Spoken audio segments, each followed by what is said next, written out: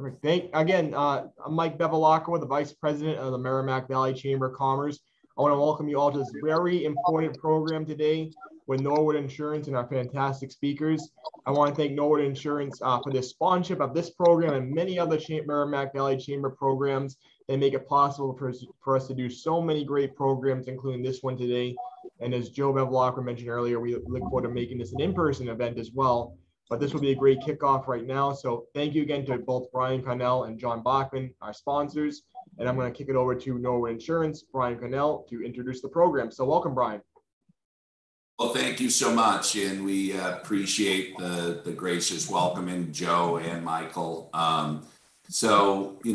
Without further ado, we want to just jump right into it. I think as Joe and Michael alluded to, we are going to look to do this as an in-person event. I think, people are kind of waning on both bandwidth and attendance of these Zoom meetings, but we felt this would be a good way to get a few of us together for like-minded individuals and share a little bit about what we're seeing in the world relating to cybersecurity.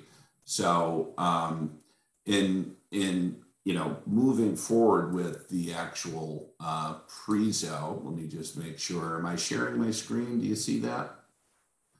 Okay, very good. So as far as who is on the call today, we've got myself, I'm Brian Connell, I'm with Norwood Insurance Agency, and we have Focus Technology is also involved here today and presenting, as is the Federal Bureau of Investigation, and naturally Merrimack Valley Chamber is hosting this. So I'll just introduce myself and our speakers here, but my view of the world is a bit unique in the fact that I've come from 30 years in technology, and over the last 5 years I've been working specifically within an insurance role and leveraging both my background around technology, but also my understanding of really financial constructs and how to protect clients, our businesses, and our wealth away from a lot of the cyber criminals that are out there. Bill Smeltzer, he is the Chief Strategy Officer for Focus Technology, a good-sized firm based right here in Massachusetts, focused in on not only IT solutions around cloud and deployments and infrastructure and protecting applications, but very much so on hosting clients and also helping to protect them from a security standpoint. And Bill McDermott, Special Agent for the Federal Bureau of Investigation, another long timer. I think each of these gentlemen have been in their careers within those organizations for better part of 2 decades. And I'd like each of them right now, if you could just lead off, Bill Smeltzer, tell a little bit as to your background and your kind of view before we jump into this. I'd appreciate it. Yeah, absolutely. Thank you, Brian. Can everybody hear me okay? Yes. Okay. Excellent. So my name is Bill Smeltzer. As Brian said, I'm the Chief Strategy Officer with Focus Technologies. I've been in the IT industry for 30 plus years. I've been with Focus for about 18 years. For the last 3.5 years, I've devoted the majority of my time to building out Focus's cybersecurity practice. And later in the presentation, you'll see some of the results of building that out and what we've done and what we've learned along the way. And I would just like to thank the Merrimack Valley Chamber of Commerce for having me today. I am a lifelong Merrimack Valley person myself. Grew up in Lawrence, lived in Drake-it, and now I'm currently in Salem, New Hampshire. So I've raised a family with 2 beautiful daughters and my wife, all through the Merrimack Valley, and strong ties. And I jokingly said to Michael at the beginning, I can prove it because I can play 45s. So definitely thank you all for your time. Brian, Bill? Yep. Good afternoon, everybody. Bill McDermott. I'm a special agent with the FBI in Chelsea. I've been with the FBI for 19 years. And my position in the office now is I'm the private sector coordinator. I'm one of 3. And my job is to get out and interact and and talk to the community, talk to different businesses, different sectors, and do presentations like this. I'm not a cyber agent or a cyber expert by any means. I just happen to know a bunch of them. After 19 years, you get to know a lot of people and what their different missions are. So I echo the thanks inviting me out here and allowing me to do this, and I look forward to it. Well, and from a standpoint as to just a little bit of the background for myself. So I spent the better part of 2 decades with a company called EMC, which is now Dell Technology. Was an early stage guy in the early 90s, and privilege of being able to travel all around the world, deal with small business clients all the way up to enterprise and global clients throughout the world, living in different parts of the world. And it's truly, as we were talking with the presenters prior to jumping on board here, it truly is a feeling of Cold War right now when it comes to cybersecurity and the presence. And I know that just everybody sees it on the news on a daily basis. I don't feel like, even though everyone advertises around what they can do around cybersecurity, whether it's from a financial and liability protection standpoint to protect your businesses, or whether it's a technology firm helping to prevent these from ever happening and darkening your door, so you don't need to have a conversation with Special Agent McDermott in the FBI to figure out how to hopefully catch them and track things down. We've seen things from way back into the Target breach to more recently the SolarWinds breach, that we've seen the pipelines, and you can really get a feel for what sort of dangers are out there. But I guess the good news is, from a crime standpoint, we do have the Federal Bureau of Investigation here in the United States. We do have firms like Focus Technology that can help us to prevent these from happening. And in the case where they actually do happen, financial protections, just the same as you'd protect yourself against identity theft on your homeowner's policy, or protecting against a fire on your home, or even from a commercial standpoint, these policies have become much more, I guess, not only pervasive, mandatory in some cases. So I'm going to talk to you a little bit about kind of the financial liability, and then from there we're going to get into Focus Technology, who's actually going to walk you through some live incidents that they've actually had to deal with, and then we're going to open it up to Bill McDermott to discuss a little bit as to kind of just the overall climate, what we're seeing from an FBI standpoint, and at that point we'll open up to the audience. So we would love to have a very interactive conversation and Q&A at the end. You're more than welcome to, if you could speak up and you have any questions, I'd be eager to have you do that. So just one note that I have here is you do see Norwood Insurance Agency. You also see my technology firm, which is Technology Financial Advisors. I founded that about 13 years ago, prior to getting involved in the Norwood Insurance Agency about 5 years ago. So I guess I'm a bit of a unique individual in the fact that I speak both cyber and technology, but also the insurance and financial protections around those. And that's well, I guess my wife would tell you I'm kind of a strange guy anyhow, just kidding. But we're obviously a unique beast where we have expertise around how to mitigate and protect and remediate around the technologies, but also understand how to protect against these financially for your business.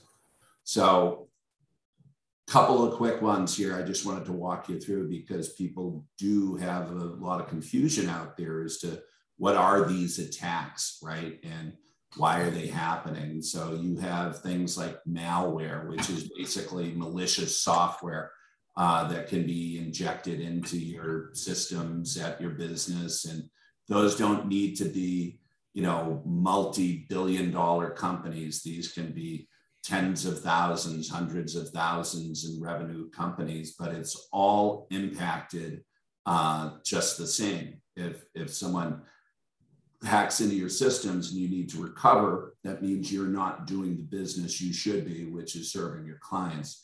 So malware, you hear about that, and it's malicious software that they could go in and create a ransomware attack. And I'll let Bill Smeltzer talk to a little bit more on the technology.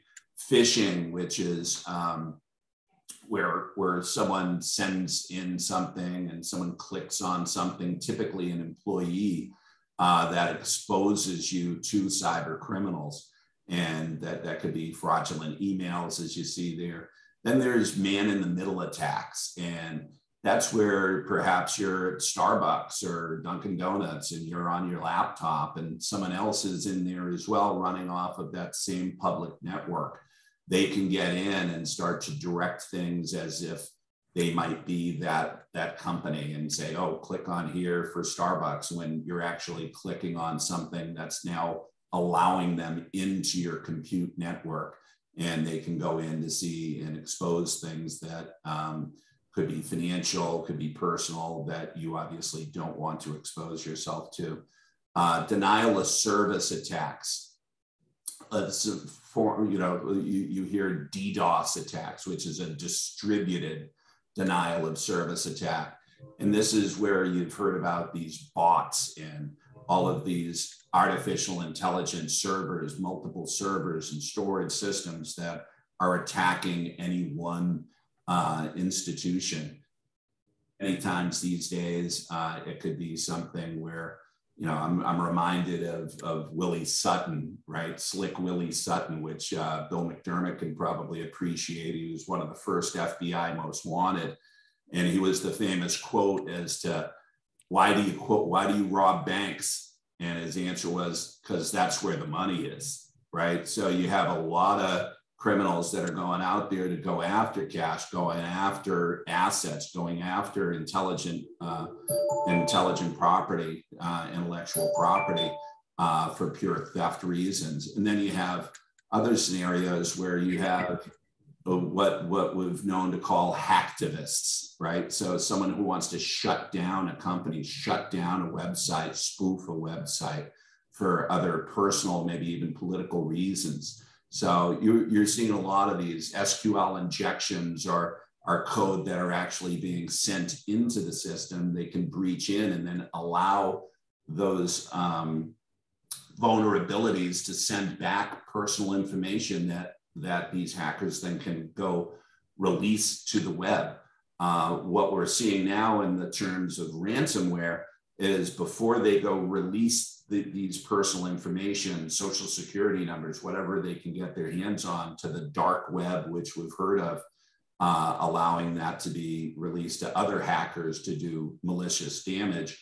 Those types of ransomware attacks are, before we set this up, we're going to give you the opportunity to buy this information back. And I hope Bill or perhaps Bill McDermott or Bill Smeltzer can touch base on the sophistication that's out there today. They literally have these hackers are not just the guy in his parents' basement hacking away at things. You have very sophisticated organizations with help desks that will help you as the vulnerable party set up cryptocurrency accounts in order to pay out money to them. So these are just the 5 most common. There's several other areas, but in order to protect against these and what are the costs around these, Ponemon, which is one of the foremost kind of security studies, Verizon's an excellent organization as well. They're saying that the average attack costs about $9 million, and that's double the actual global model. So that tells you again where they're going after the U.S. and rightfully so. There's a lot of vulnerabilities, but there's a lot of money, there's a lot of wealth. So you can see where we're a 2-to-1 model compared to kind of the global average. recovering from these ransomware attacks, between downtime, people, network costs, lost opportunities, you're talking $2 million for ransomware attacks alone. And if you see what this looked like in the first half of last year, and I'm sure that these trends have continued, that was up 80+% on 2020 on an annual basis. And this isn't going away. These guys are getting more sophisticated, more investments, and continuing with this. So if you look at what are the areas within the costs and the post or remediation, you've got to notify, and probably most people have received those letters where you had an account with retail firm or another organization where they have to tell you that you've been part of that party or could have been, even if they don't know it. And they set up services, credit and fraud monitoring services.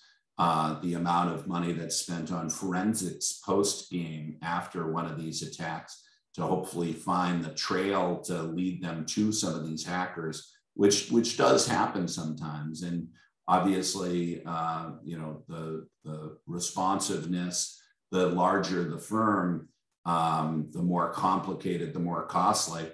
But regardless of that, it doesn't matter if you have 10 employees or 10,000 employees. It's as personal to that business as anything. Just the same as anything else that causes you to close your doors. So these are just, and I'm not going to belabor these. We're not going to get into a policy contract or anything like that. But just to give you the understanding as to there are first party and third party type coverages. So in a scenario where there has been a privacy breach, you have that legal, the forensic investigation. They will provide crisis management. You'll be provided with someone who actually will be your go-to person in order to help recover from these types of cyber breaches. And from a third party liability, what have you been exposed to? Defense costs, obviously, to protect yourself against vendors or clients that may sue you. There could be fines that you're responsible for. There could be additional, federal, state, local penalties that you need to pay out, or even to, organizations that you may be members of. So some of the first party coverages, just to touch on them, is just the same as you saw a lot of lawsuits going on with insurance companies back when everyone was told you need to go shut down for 2 weeks. Well, we know that 2 weeks went on a little more than 2 weeks. So there is business interruption, just the same as if there was a fire or something that you've got to go recover some of those revenues. So there is coverage around being able to normalize what you've lost. Data restoration. This is where, a focused technologies could come into play and be able to help recover your data if you have backups. And if you don't, that's something that is obviously a preventative scenario where you should be looking into how do I recover. Extortion payments and ransomware claims. These could be, the ransomware where they, have the proverbial gun to your head, or these could be scenarios where you've been tricked into having to pay out money. The last one on this list right here, social engineering and funds transfer, happens quite a bit, where they may send an email to someone within finance and say, you need to wire out $50,000 to me, the CEO, or to this client, or what have you. And, it looks exactly like the CEO's email. It looks exactly like the best that one may receive. And in those types of scenarios, you sent the $50,000 out, they're not giving it back. So how do you get that money back? There are actual coverages within these cyber liability products, forensic costs, credit monitoring expenses, which we touched on. Some of the third-party coverages are, specific to, the network security itself, and figuring out how do we go after the liability that's created. Privacy liability, everyone knows, exposing HIPAA, medical records, or it could be exposing financial records, and some of the regulatory actions that involves at state and federal, as I've mentioned, and even trying to create recovery of digital assets. There's a lot more on this list, but I just wanted to give you kind of a flavor for when you are acquiring a financial vehicle, whether it's a home insurance or your business owner's insurance, or it's your commercial auto insurance, or it's your errors and omissions insurance. Cyber liability is becoming basically one of these mandatory type of coverages that you should really have arsenal to protect your business. It is an expense. The price has been going up and up, but that's just because it's becoming more and more pervasive out there. These, again, some of the crisis management notification services. There's so many touch points to this, but that's the what if. Now, is there a way to potentially prevent these? And I would say that beyond kind of the old banking adage of the suspenders and the belt, you really do need both. If you've got a enterprise that is serving your clients and serving your employees and your revenues and your stockholders, you really need to have protections around the financial aspects of liability. But as Bill Smeltzer will now get into, we're going to show a little bit as to what could you do to prevent. He'll talk a little bit to the services that Focus Technology, which, by the way, is a partner of TFA, Technology Financial Advisors. We've worked with them actually on a number of banks recently, local municipality here in Massachusetts. They do an outstanding job. And I'll take my hat over to Bill Smeltzer and let you to take over from here. Thanks, Brian. I appreciate it. Thank you very much. So I will just echo back what Brian said. What I am finding in companies that have suffered cybersecurity incidents, being covered properly in terms of your insurance is really important. I've seen several clients that have been down for 3 to 4 weeks. Recovery times, vary depending on the severity of the attack. And in a lot of cases, even though they left their employees at home, their employees physically couldn't come to work because all of the computer systems were down. They continued to pay those employees and keep them on the payroll. So things like business disruption insurance, as well as, crime insurance. These are crimes, right? So any type of coverage you can get, it goes well beyond protecting the computer systems. Now you have to worry about protecting employee payroll and things along those lines. So can't say enough that a lot of the clients that have come through this relatively well did have good insurance coverage and did have good insurance policies. So with that, the need is out there for this. I'm not going to belabor this slide, but I am going to kind of just give you my personal opinion on it, right? We are spending as a country about $40 billion with a B dollars a year on cybersecurity tools. And the reality is people are still getting hacked every single day.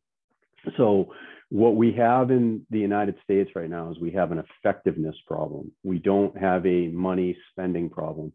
Companies are trying to protect themselves. They are spending $40 billion a year trying to protect themselves. And the reality is they're still getting hacked. So it's an effectiveness problem. And I'm going to talk to that effectiveness a little bit. The other thing is I do take this extremely personal in the sense that, I'm a U.S. citizen. I'm a proud U.S. citizen. We're going under a Cold War right now. The majority of these attacks are coming from state-run agencies. And, I'm not trying to be political or anything along those lines. I'm just putting it out there. We're seeing the attacks mainly come from China, Russia, and Iran. That's where the majority of the attacks are coming from right now. And the reality of the situation of these are state-run agencies. These are not, as Brian alluded to, hackers in their basement. These are government organizations that are specifically targeting to disrupt the United States of America. So with that, I'm going to put on my patriotism hat for a minute and just say, you know, we're in a war, and as citizens, we all need to get together and recognize that and really do our best to defend ourselves from these attacks from a cybersecurity perspective. And they're not just business attacks, they're personal attacks, right? Individual accounts are getting hacked. Can't tell you how many friends and family I've seen on Facebook where their Facebook account has been hacked. So the reality of the situation is it's happened both at a personal level and a business level. Brian, can you go to the next slide? So one of the things we are seeing, and Brian did talk about this, is that, back one, please, the bad guys are getting more sophisticated, right? But the reality of the situation is, and I'm going to show you this a little bit later, but please pay attention to this piece and stress it, okay? It is much easier to fake out human beings than to beat technology, okay? To hack a firewall, you have to be extremely sophisticated. To beat advanced malware protection software, you need to be extremely sophisticated. But to fake out an employee, okay, or fake out a human being, you know, 3-card Monty's been around for years, right? Hand is quicker than the eye. There's a lot of stuff people fall for. So the key to the situation here is we have to do what's known as employee awareness training. And all of us as individuals have to become much more security aware. So one analogy I like to give is I have locks on my door at home, and I actually have a home alarm system. But when my daughters were 3 to 4 years old and they could actually reach the handle of the door, we had to teach them, my wife and I, that when the doorbell rings, you do not run to the door and just open it, okay? Because the locks at that point became useless on the front door if my daughter just opened the front door. So we had to train them, don't let the person through the door. Take that analogy to the technology. We have firewall, we have anti-malware, we have all kinds of technologies, okay? But if the end user opens the door and lets the person in, it's useless. It is absolutely useless. So the key is we as citizens of the United States and as employees of companies, we have to build a culture that is extremely security aware at the personal level, not at the technology level. Now, you still need the technologies. Don't get me wrong. Go back to my analogy in my house. I still need the lock on the front door. But the reality is if I don't lock it or somebody just opens it, we're going to let them in and the lock has become useless at that point. So you need to really think about it from the perspective of making sure employees are aware of what's going on, that there are traps and there are tricks out there. And based on those traps and tricks, try not to fall for them, okay? And if you do fall for them, then hopefully the technology in the background can act as a safeguard and get us. But people are getting in and the people are being hacked. They're being hacked because the hackers are very sophisticated and they're faking people out. That's what they're doing. 90% of the breaches that I see out there that have happened were not failures on technology. It was failures on, sadly, an employee clicked on a link and opened the door and opened up Pandora's box, and then they had the ability to get in. All right. Next slide, Brian. Thank you. So what's statistically proven is about 90% of the cybersecurity attacks that happen out there could be prevented. Okay, they can be prevented. And when we go back and we have 20/20 vision and we look at a company that has been hacked, we typically say, had you followed some hygiene or basic best practices, you could have actually avoided this hack from happening. And that's what's kind of sad.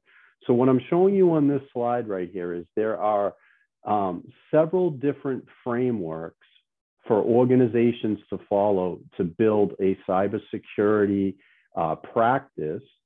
And within that cybersecurity practice, there is a framework that if we follow this framework, we can prevent about 90% of attacks.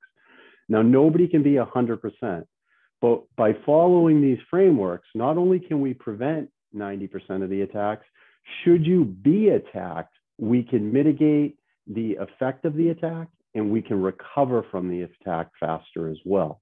So think about it in twofold, right? One, we don't want it to happen, but if it was to happen, we need to be in a position that we can recover quickly from an IT perspective, okay? And then that creates a snowball effect of insurance coverage and other things. I'm taking it from the IT perspective that, you know, in some cases, I've had clients get hacked that had really good process and procedure in a mature cybersecurity program. They minimized the impact that it was down to 1 or 2 users and it didn't even affect their business. I've seen other organizations suffer an attack, and sadly, I've seen them go out of business, or I've seen them take 6 to 8 weeks to recover from the attacks. So if you can follow a cybersecurity framework and put a formal cybersecurity program in place, and this isn't rocket science and it doesn't cost an unreasonable amount of money, you can get yourself in a pretty good position where you could actually prevent the attack from happening, okay? And if you were to be attacked, you can recover from it quickly. And that's the key that we're looking for. So Brian touched on this. Again, I'm not here to just read slides and I don't want to waste people's time. I'm extremely respectful of that. But just some stuff that I personally have seen, you know, cybersecurity cracks. So direct costs, the ransomware payment. So I had a unique one, okay? A customer got hacked by a known group in Russia. It's a gang. The gang is called Conte, C-O-N-T-E is the way that they spell it. Through the US sanctions, because of what's going on in Ukraine, the United States actually put Conte, okay, on the sanctions restriction list. So think about this. If my client who was attacked wanted to actually pay the ransom to Conte to get their information back, they were actually violating US sanctions. They weren't even allowed to pay the ransom. Think about that for a second, right? So here's a small business owner, okay? All of his data is locked up by the thieves, okay? And if he turns and says, you know what, it's horrible, but I'm gonna just pay the thieves. I'd like to get my business back. I need to get my data back. In this particular case, legally, he couldn't even pay the thieves if he wanted to, because that particular gang, Russian gang, state agency, okay, was on the US sanctions list that you can't do business with them. Okay, the complexities of this are getting really, really crazy. So the direct cost is ransomware payment. The indirect cost could be liabilities, right? We've seen, you know, whether it be from vendors, customers, employees, reputation gets hit here a lot, right? You know, hey, we got hacked. Next thing you know, you're kind of bad and nobody wants to do business with you, right? The indirect cost could be your data loss, okay? Reputation loss, which I just touched on, brand and loyalty, right? And then indirect costs could also be enforced downtime. So how much do you lose a day for every day that your business is not productive? Now, I see some organizations that they can't recoup. If they lose a day of transactions, there's no going back. That money is gone, right? I see others that say, well, you know what, we do medical billing, so the billing claims are still going to be here. Okay, we're getting backed up and I'm going to have to pay employees overtime to catch up, but at least the revenue is not completely gone from a customer perspective. So when you got to look at your business, you got to say, hey, if I'm down for 4 days, have I lost revenue that I'm just never going to get back? Or do I have a backlog and I can at least pull some of that revenue back? Okay. So in this particular slide, if you don't mind, Brian, I'd ask you maybe to just build it out for me. These are what Focus has come up with the 6 core things you can do to prevent an attack from happening, okay? So first and foremost, and I already touched on this, right? You need a formal cybersecurity program. Again, this doesn't have to be belabored. This doesn't have to be a money sink, okay? But you need a plan as to how your organization is going to approach cybersecurity. This is extremely important. I see so many customers skip this piece. Okay, and what happens if you do that, then you're shooting at targets that you can't see. You need structure and a framework. Okay, so that's what the cybersecurity program brings. And the beautiful part is the federal government as well as private organizations have already laid these frameworks out. This is what I showed you in the earlier slide. So what we want to do is grab a framework, align you to that framework, and then follow the framework, okay? The next is protecting from external threats. Anything that is connected to the internet is going to be seen as having an external threat. Here we see technologies like next generation firewalls, web application firewalls, intrusion prevention systems. The third thing is we really want to protect from within. Why do we want to protect from within? This is the analogy I gave you, that if the employee opens the front door, or my daughter in the analogy, and lets the person in, okay, the locks on the outside, what we did in step 2, are going to be useless. So we need to be able to protect from within the environment, okay? The third thing we need to really look at is providing visibility and monitoring. I opened with telling you we're spending about $40 billion a year on tools. What we're finding is that organizations have all these tools in place, but the tools of themselves are in small silos. What we have to do is we have to bring all these tools together so we get a comprehensive view of the environment. We need to know everything that's going on in the environment. And by monitoring and having insight into intrusion detection, we can actually get an idea of what's going on. So as an example, let me play an example. What if it's a user has all of a sudden tried to enter their password twice, and both times they got the password wrong?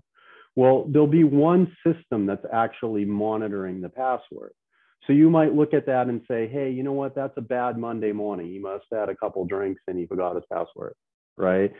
But if at the same time we notice that employee is trying to come over a remote connection that they've never come over before, or that is an IP address that's sourced out of China or Russia, and we coordinate that with the fact that a password attempt has just happened and failed, now we start to get visibility here that this may not just be a bad Monday morning where Bill forgot his password.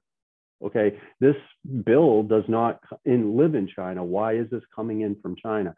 So a comprehensive view of the environment across all of the tools that we've spent money on in the environment can give us much needed insight into catching the problem before it really surfaces. Because again, with strong passwords, 15 characters, lowercase, uppercase, no numbers in a row, it's not uncommon for an employee to make a typo on their password. So seeing it may not set an alarm, but the equivalent of that could be a hacker who's trying to come in through an employee's compromised password. 5, and by the way, these aren't in specific order, but 5 to me is the biggest one, and it's the one I already harped on.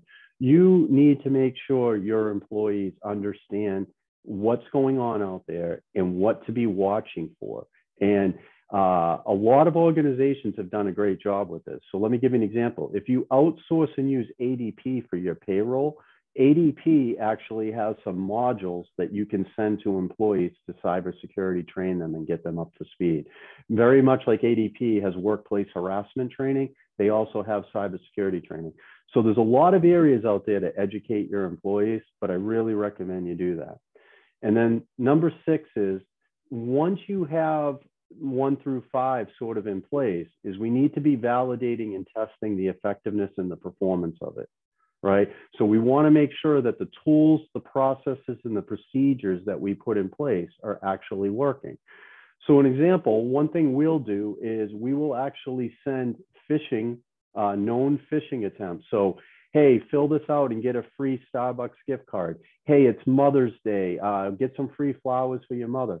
We'll actually send to your employee base known phishing campaigns. And then as the employees, if they click on them or fall for them, we track them on the background. So then we can get a more educated view of how good is your workplace environment, how security aware is it? And then the step beyond that is if we need to target individuals or help individuals on that continue to make mistakes, we can get that. So really important that you get the framework of these 6 steps. Next slide.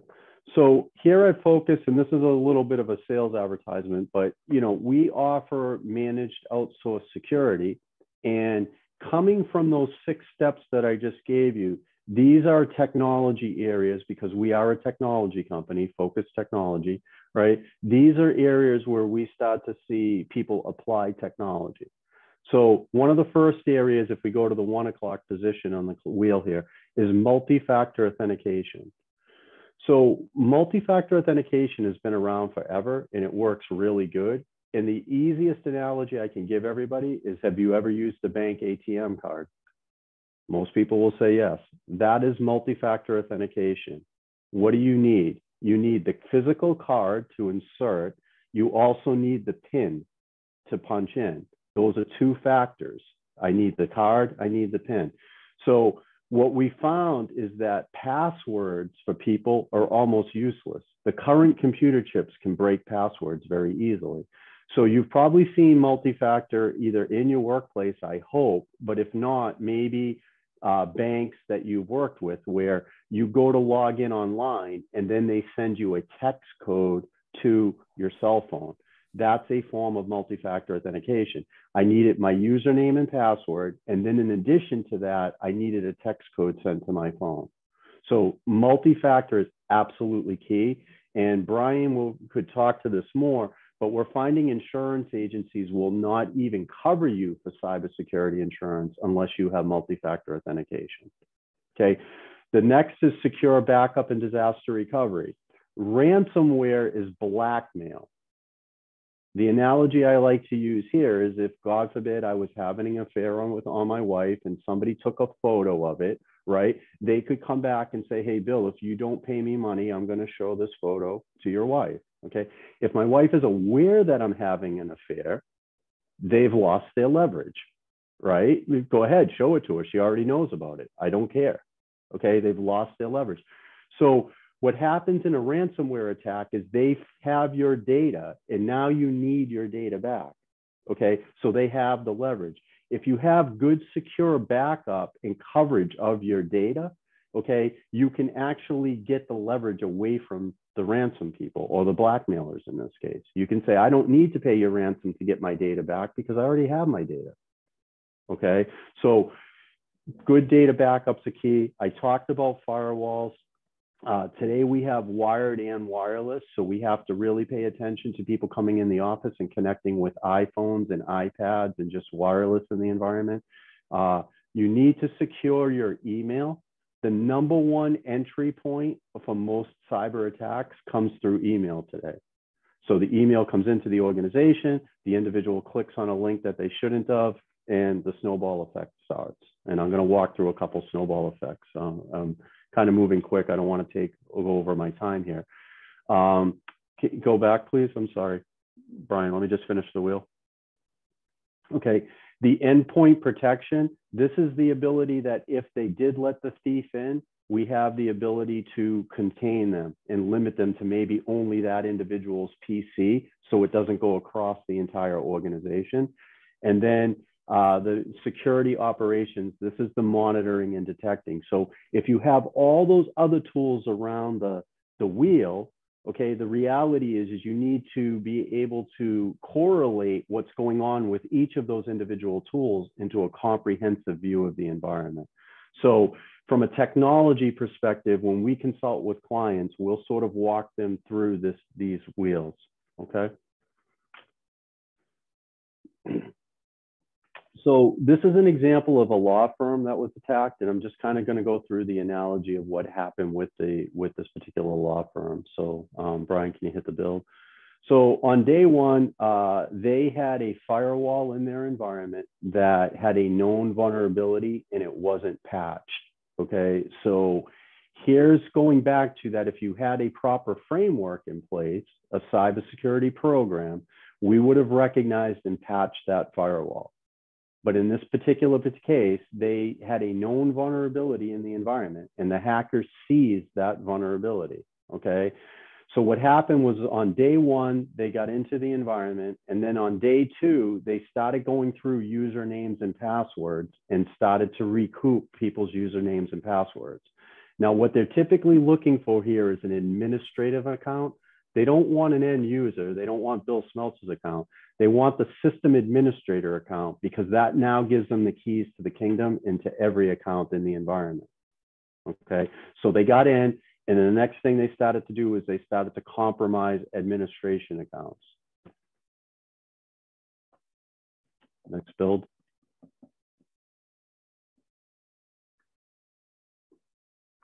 So on day 3 and 4, what they started to do is they actually started to pull the data out of the environment. Now, in this particular law firm, this was really important because these were all the cases that they were working on. So they were getting their private case information of their clients, okay? And this particular law firm focused on financials. And so the information that was being extracted was very, very personal to individuals' investment accounts, okay? So the hackers started to pull the data out. Now, why did they want to pull the data out? They wanted to pull it out so they had clean copies of it that they could hold for ransom, okay? On day 5, we identified at that point that the attack was coming from Hong Kong. They went through VPN connectivity into the environment from the stolen credentials that they got their hands on in day 2 of the attack. So now they started poking around inside the IT environment of all of the internal systems.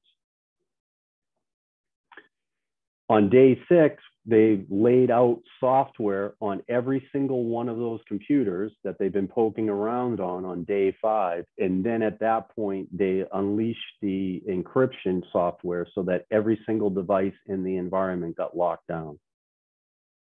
Now they had the leverage that they could have easily, okay, crippled this entire company. And that was their goal. Their goal was to get in, get the data, and then basically bring the entire organization down and hold it for ransom. Now, had they had some next generation firewalls in this environment and they were up to date and not patched, they never would have gotten in. So an extremely simple step in day 1, okay? Had they got through the firewall, if they had multi-factor authentication, okay, so where they didn't just need a username and password, they actually needed a code text to them, they never would have got to the step they got to in day 2. So even if we had a break in our process and they got to day 1, we would have stopped them at day 2. Okay, as they were moving the data around and actually stealing the data, had we had, or had this particular customer had a security operations model, we would have seen the data actually being moved in an abnormal way. I don't know if you've ever got a notification from your credit card company where it said, hey, we noticed fraudulent activity on your credit card even before you did. Why? Because they're monitoring and they're looking for patterns that don't seem normal, right? God, Bill Smeltzer never buys something from Home Depot up in Maine. That seems really fishy. He's always at the Home Depot in Salem. What's going on here, right? In this particular case, had they had some segmentation from a network perspective, at least in day 6, when they knocked off the encryptionware, they wouldn't have been able to go across the entire environment in its whole. So we could have at least limited the damage in the environment versus the entire environment being damaged.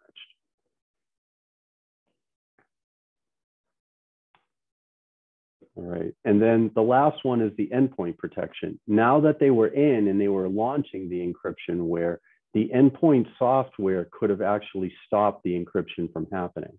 So if you kind of look at a layered approach, and you'll hear this term a lot in security, that you have to have multiple layers, right?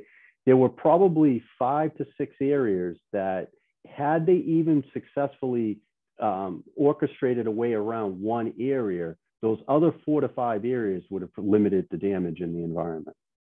So this is why you need a layered approach to your overall cybersecurity. Go to the next one, Brian.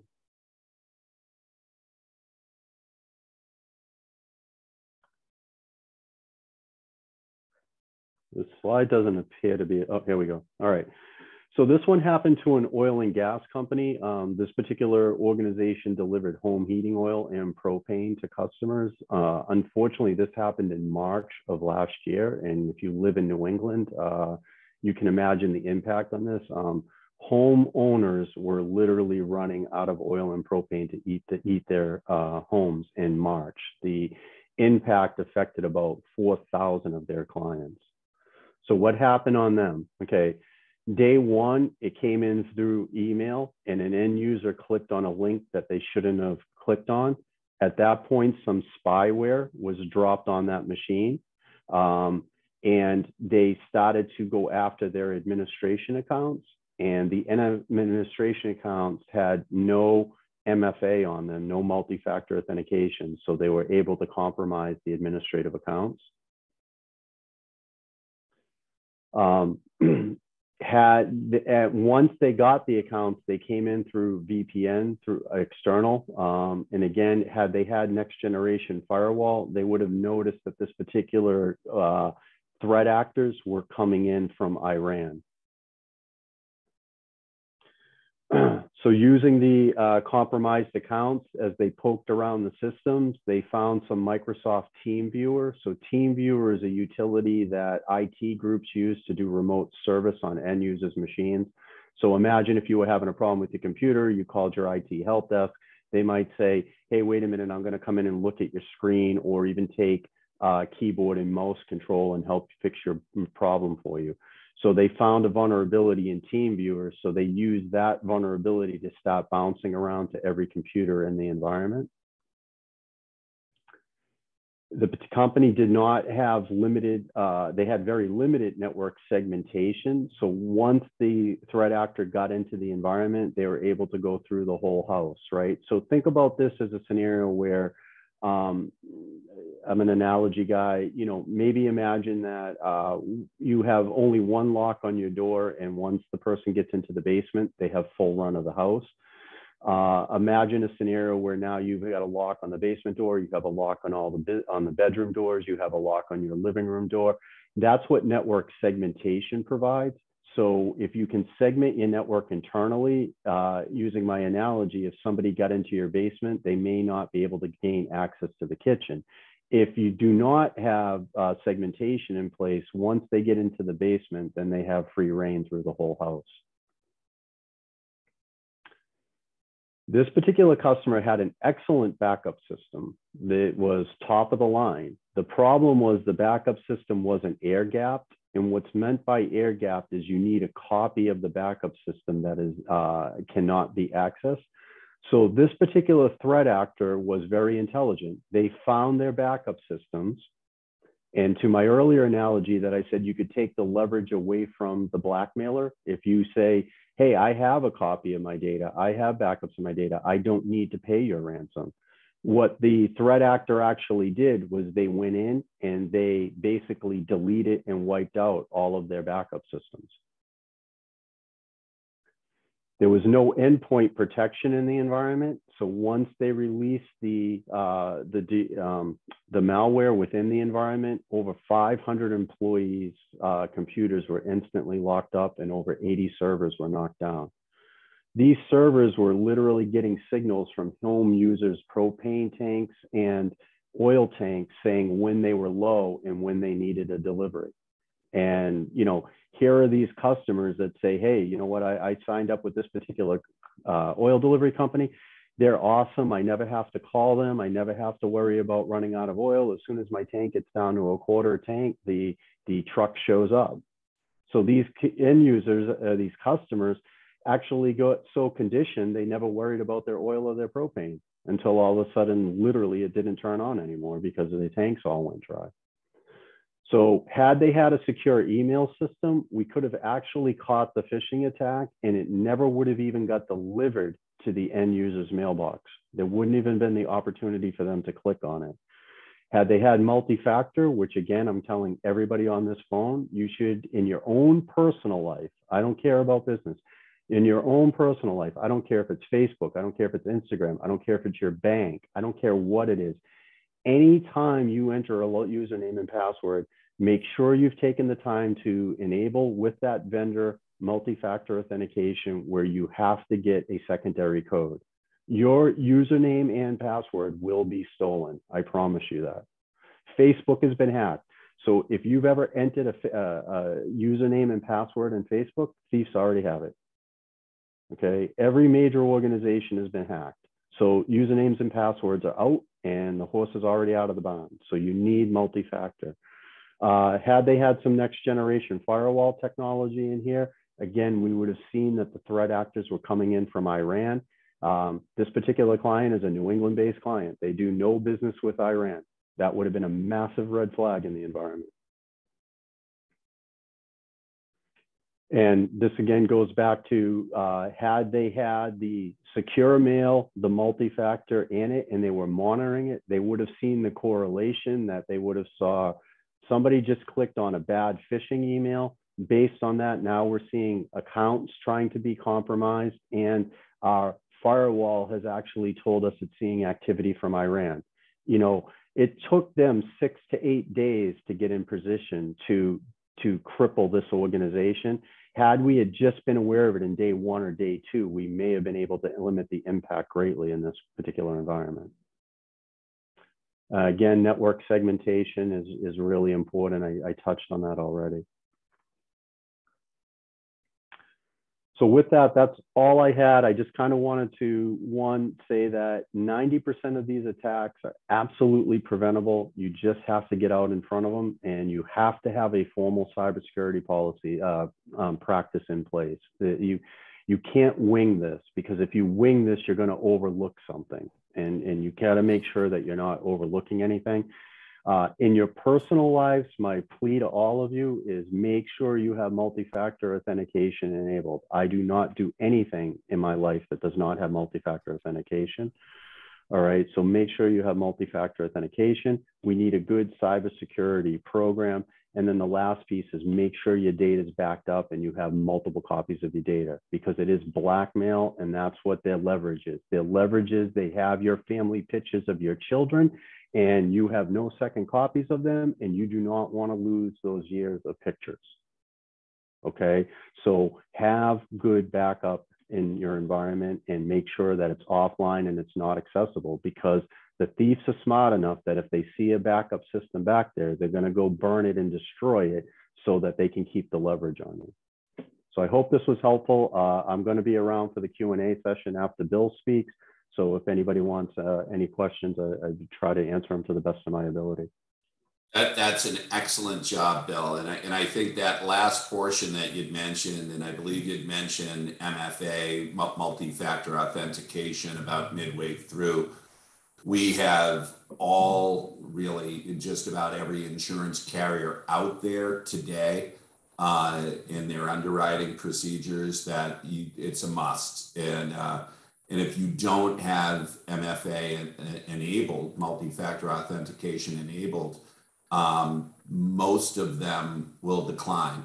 And the ones that don't decline will charge anywhere from 50 to 80 to 100% more in premium until that time that you do enact multi-factor authentication. So I think that was a very good, if anyone's going to take anything out of that for not only their personal side, but their business side, that's paramount. That's paramount.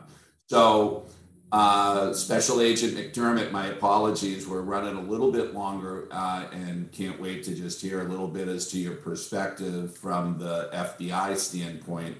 And with that said, I'll let you discuss, and then I think what we'd love to do is just open that up to the audience for Q&A.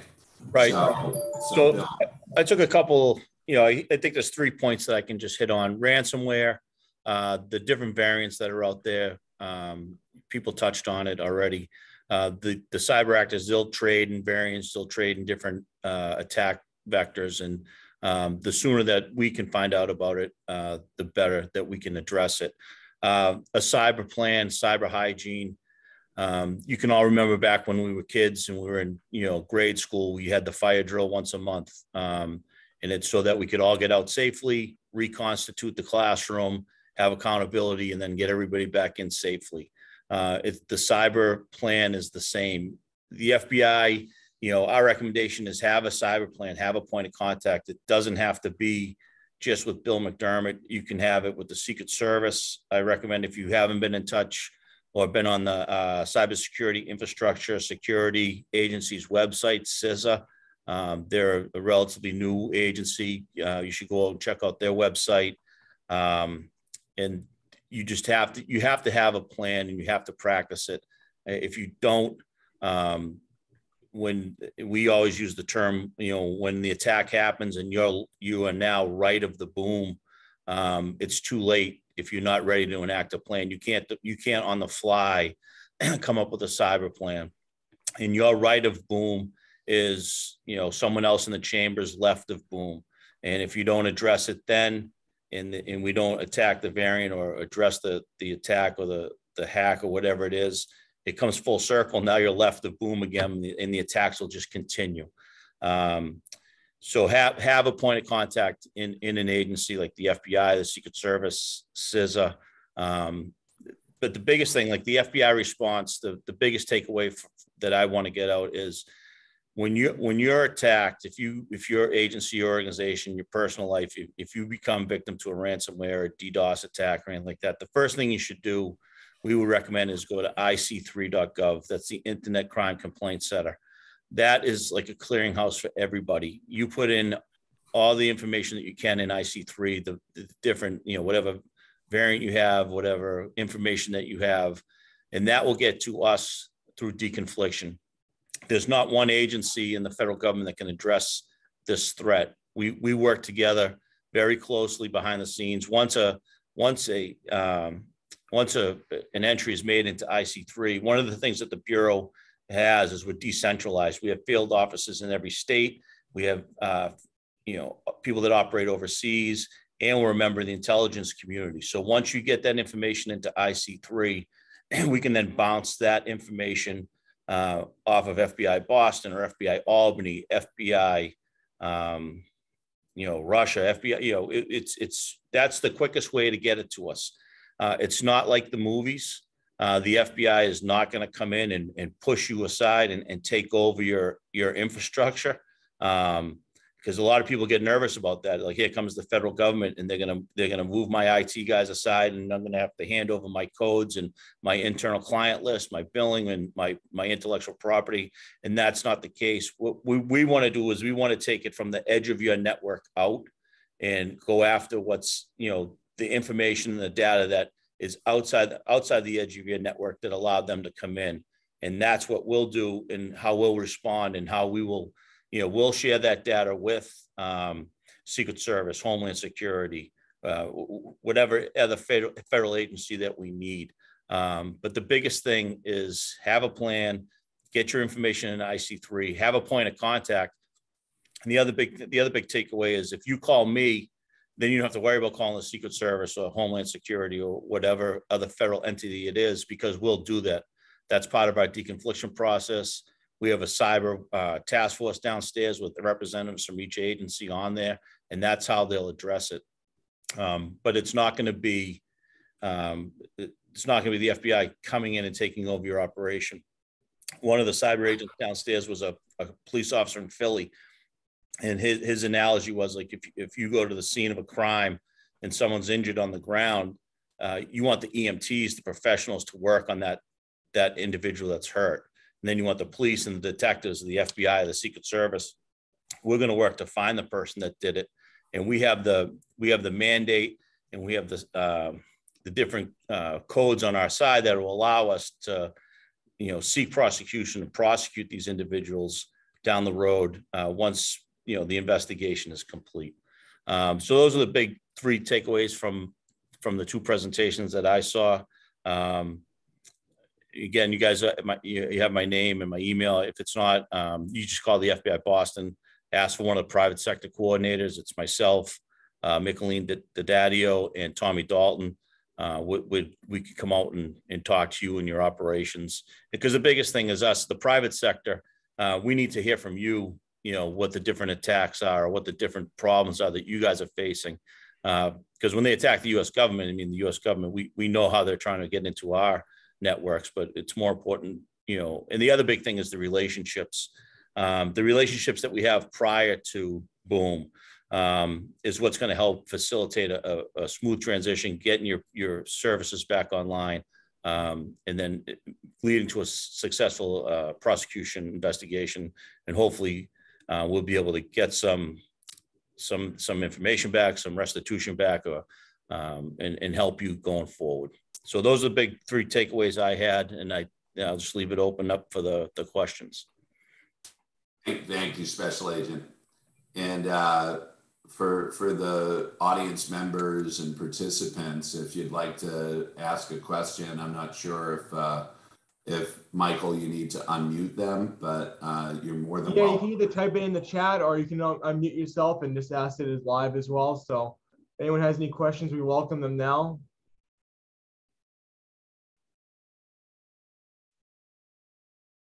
I just want to first thank both Bill Smeltzer and Bill McDermott. I mean, that was been a fantastic presentation, and it brings up a lot of stuff that we just don't think about on a daily basis. I know our members are so busy with their day-to-day operations that they do not think of setting up for cyber attack. But like you said, Bill, like once you have this happen, you can't say, what do we do now? It's too late at that point. So this is a great time to see what you have set up right now and see how you can further protect yourself, because you have to have that plan in place. If you don't, it's too late. So I just want to say thank you to both of you. That was a fantastic presentation. Thank you, Michael. Yeah, Michael, thank you so much. And we appreciate you putting this together and giving us the opportunity to speak to some of the community today. As I've mentioned, we are eager to get out in person, and as I've mentioned, I mention it a lot, and Bill Smeltzer will appreciate it. We like to fish where the fish are, right? So if there's an event, something that's happening soon that may be worth having us in to discuss this, just from a business leadership standpoint, I think we'd welcome that. Special Agent McDermott, thank you so much for participating in this. It's really enlightening to have someone from the FBI on our team and having this. And I'd encourage yourself or any of the cyber team or any of the private relation organizations. I think you'd mentioned Tommy Dalton, and always welcome to these types of events. And so I'm not sure if you're seeing anything come in on chat, Michael, at this point, but I know we ran a little bit long. I believe this was going to be recorded. We're happy to share this with any of the folks that are on the call, and certainly share it back with the presenters to post where they deem appropriate. Yes, thank you again to both of our presenters. Again, we appreciate you taking the time out of your busy schedules to talk to our members. It was fantastic information, something everyone can take back with them, both personally and professionally. And again, I want to say thank you to Norwood Insurance for their sponsorship of this series. Very important series, monthly programs of the Chamber. So thank you for all your support to Norwood Insurance, Brian and John. We appreciate that as well. Pleasure. Our pleasure. Well, thank you again, everyone. I'm going to stop the recording now. We'll make sure to get this shared with you all, though.